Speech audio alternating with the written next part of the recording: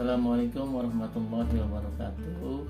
Terima kasih kepada Ibu dosen utama Bu Suciati Permata, juga kepada Bapak dosen pembimbing Bapak Arif Syafruddin yang telah memberikan waktunya untuk saya mempresentasikan sebuah proyek Cafe Samarasa. Cafe Samarasa ini berlokasi di wisata dengan sarangan di lereng Gunung Lawu, Magetan, Jawa Timur. Lokasi wisata tersebut berada di ketinggian 1.200 meter di atas permukaan laut dengan luas kurang lebih 30 hektar. Sebagai gambaran kafe bahwa masyarakat yang kian konsumtif membuat bisnis kafe di Indonesia, sehingga bisnis kafe tersebut dapat diperhitungkan sebagai bisnis yang menguntungkan di era modern ini. Awalnya adanya kafe hanya berkaitan dengan tempat ngopi untuk para pebisnis yang merasa ada peluang di bidang bisnis kafe, sehingga tempat ini menjadikan tempat acara untuk nongkrong baik bersama keluarga, kolega, teman maupun arisan. Bahkan bisa dipakai untuk acara meeting bersama. Masuk ke pemrograman kafe, ada prinsip-prinsip yang harus dilakukan untuk merancang sebuah kafe. Pertama, pendahuluan. Perkembangan kafe pada saat ini sangat pesat, sehingga saya membuat kafe di lokasi Danau Sarangan tersebut. Nah, wisata Sarangan tersebut sering dikunjungi oleh masyarakat di sekitar setiap hari untuk bersantai, bersenda gurau, menghilangkan dari kepenatan. Cafe Samarasa yang saya bangun di area tersebut sangat bermanfaat bagi para pengunjung untuk datang ke cafe tersebut, baik untuk beraktivitas maupun bersantai maupun acara makan siang bersama keluarga dan juga teman dan sahabat lainnya. Cafe tersebut juga menyediakan makanan ringan seperti kopi, snack kecil, cake, juga makan besar seperti nasi goreng, stik, ikan bakar, ayam bakar, dan juga ada yang lainnya. Poin kedua, organisasi ruang dan kegiatan. Organisasi ruang adalah kelompok ruang yang terbentuk dari penggabungan hubungan fungsi ruang serta aktivitas pada zoning dan kebutuhan di dalam ruangan yang menghubungkan antara pemilik, manajer, hingga ke juru masak dan tenaga lainnya. Yang ketiga, kebutuhan ruang.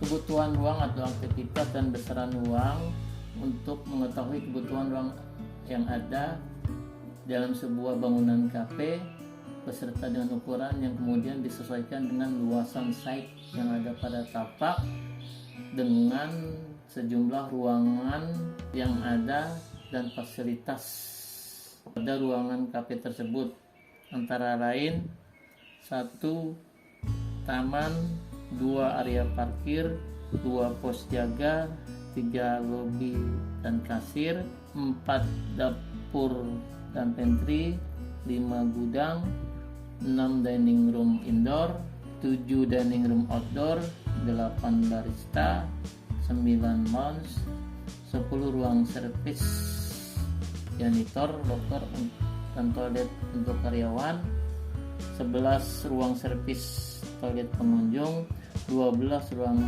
servis dan musola, serta fasilitas wifi dan ruang selfie ria. 4. Hubungan ruang. Ada beberapa bangunan yang memiliki hubungan ruangan yang sendiri. Biasanya bangunan ini terdiri dari jumlah ruangan yang menghubungkan antara ruangan satu dengan yang lainnya yang berdekatan dengan jalur pergerakan, sehingga menjadi pola-pola bentuk dan ruang yang rapi dan teratur. Poin 5, zoning ruang. Zoning adalah peta pemaparan dari seluruh hasil proses analisis yang memberikan masukan pada konsep desain sehingga memperlihatkan bentuk denah atau pengeplotan yang terdapat pada ruang-ruang tertentu sehingga menghasilkan sebuah ruang private atau ruang publik. Masuk ke analisa tapak. Lokasi tapak yang dipilih berada di Jalan Raya Telaga, Magetan, Jawa Timur karena lokasinya sangat strategis, mudah diakses. Lokasi tapak tersebut berada di depan Telaga Sarangan. Tapak tersebut juga memiliki beberapa faktor pendukung seperti dekat dengan bangunan publik lainnya. Sedangkan untuk naik peraturan bangunan setempat digunakan peraturan yang dikeluarkan oleh pemerintah Kota Magetan. Rencana tata ruang wilayah atau RTRW adalah tata guna lahan, yaitu diperuntukkan untuk pemukiman, perdagangan dan jasa. Luas lahan bangunan kafe tersebut sebesar 402 meter persegi dengan jumlah lantai 1,5 lantai. Selain itu, bangunan tersebut berdekatan dengan bangunan setempat yang memperhatikan ketentuan KDB, KLB, dan GSB. Masuk ke konsep massa dan bentuk bangunan, bahwa bangunan tersebut mengikuti pola tata ruang dan sistem sirkulasi yang mengadopsi bentuk limas atau layang-layang dengan bentuk denah yang menyesuaikan dengan pertimbangan bentuk site.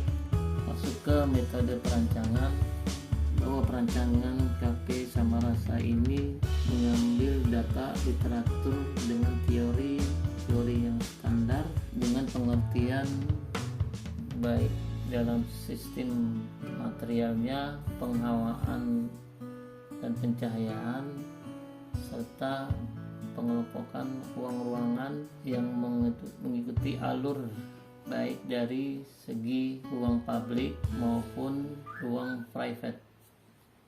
Program perancangan ini ada beberapa yang harus dikelompokkan, antara lain 1. Lingkup perancangan, 2. Analisis kebutuhan dan karakteristik ruang, kebutuhan ruang, analisis pola aktivitas pengunjung, 3. Pola aktivitas, 4. Analisis zoning dan grouping untuk menentukan zoning yang fleksibel antara area publik sehingga menjadi focal point dan sirkulasi untuk umum. Tema dan konsep Cafe Samarasa. Konsep yang kami rancang yaitu Unity in Consciousness. Tujuannya yang ingin dicapai adalah meningkatkan kualitas kafe menjadi suatu tempat yang diminati oleh masyarakat, khususnya para kaum remaja, serta menyediakan pelayanan terbaik yang terorganisir sehingga menunjang aktivitas yang terjadi dapat dilakukan secara maksimal dan dapat menonjolkan budaya lokal sehingga menjadi inspirasi bagi masyarakat sekitar. Gambar perancangan. Adapun gambar perancangan tersebut antara lain 1. Ground plan. Ground plan ini menunjukkan ruangan dari bangunan tersebut. Juga terdapat di sisi sebelah kanan ada cafe food truck, seberang jalan ada losmen atau penginapan murah. Di sisi bagian utara ada toko pas Ani. Side plan menunjukkan suatu bentuk bagian atap baik dari bangunan Cafe Samarasa juga pada Cafe Food Truck, serta bagian atap losmen atau penginapan murah serta toko tas Ani. Denah terdapat bagian depan sebuah taman kecil. Setelah itu masuk ke ruang lobi atau kasir, dan di belakang kasir terdapat ruang gudang makanan serta tempat memasak atau dapur. Di sisi sebelah kanan ruang public area untuk makan pengunjung, sama juga dengan sebelah sisi kirinya. Di samping itu juga di belakang ruang makan sebelah kiri terdapat barista atau minum dan makanan kecil, serta di bagian belakang ruang dapur terdapat lounge untuk makan bersama. Sedangkan untuk di posisi sebelah kanan terdapat ruang private untuk toilet karyawan dan ruang publik untuk toilet pengunjung serta di bagian publik untuk ruang makan pengunjung terdapat di belakang yang mengarah ke Danau Sarangan. Dan juga untuk di lantai 2 terdapat ruang private yang dipakai untuk keluarga. Bagian tampak depan terdiri dari untuk lantai 1 ada pembatas antara ruang makan dan bagian depan, yaitu pagar yang terbuat dari material kayu. Dan juga untuk di lantai 2 terdapat kaca bening yang diberi hiasan kisi-kisi kayu yang terbentuk abstrak terbuat dari material kayu, juga dengan bentuk atap limas. Bagian belakang untuk lantai 1 terlihat ada ruang lounge dan juga ruang makan pengunjung yang menghadap ke sisi danau, serta bagian sebelah kanan adalah tempat cuci tangan atau wastafel. Sedangkan untuk lantai 2-nya terdapat dinding dengan kaca yang terbuat dari kayu, serta terdapat bagian daun jendelanya untuk bukaan agar mendapatkan sirkulasi dengan bentuk atap seperti layang-layang. Dari bagian sisi kiri bangunan kafe tersebut tidak terlihat apa-apa, hanya bangunan tembok yang tinggi serta atap yang berbentuk layang-layang. Untuk bagian sisi sebelah kanan lantai 1-nya terdapat atap yang menutupi ruangan toilet publik dan ruang toilet untuk karyawan, serta ada overstack kayu untuk menahan tapias aliran hujan.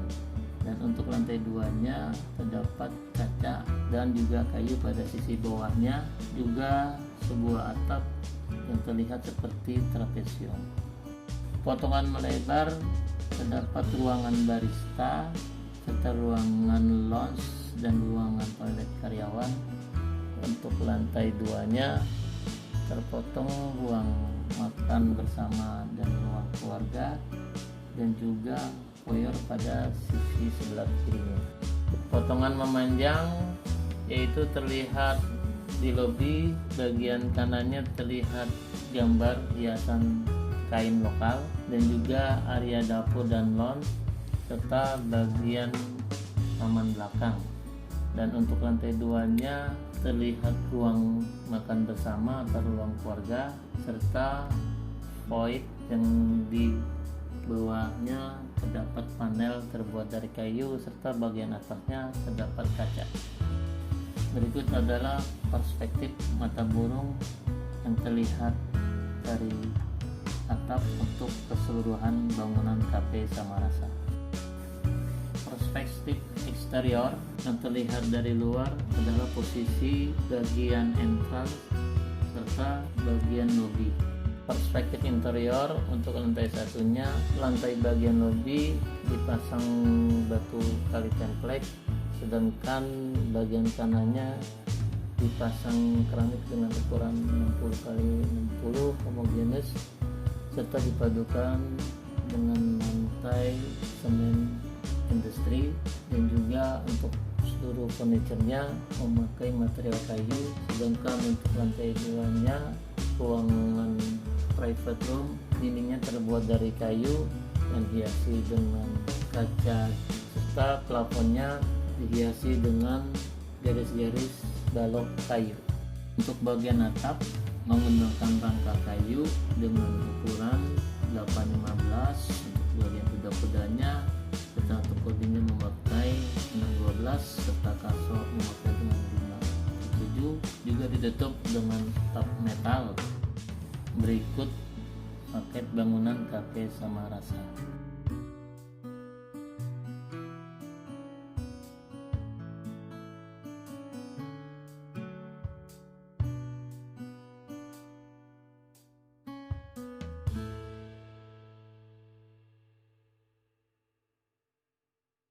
Demikianlah presentasi dari saya untuk Cafe Samarasa. Terima kasih.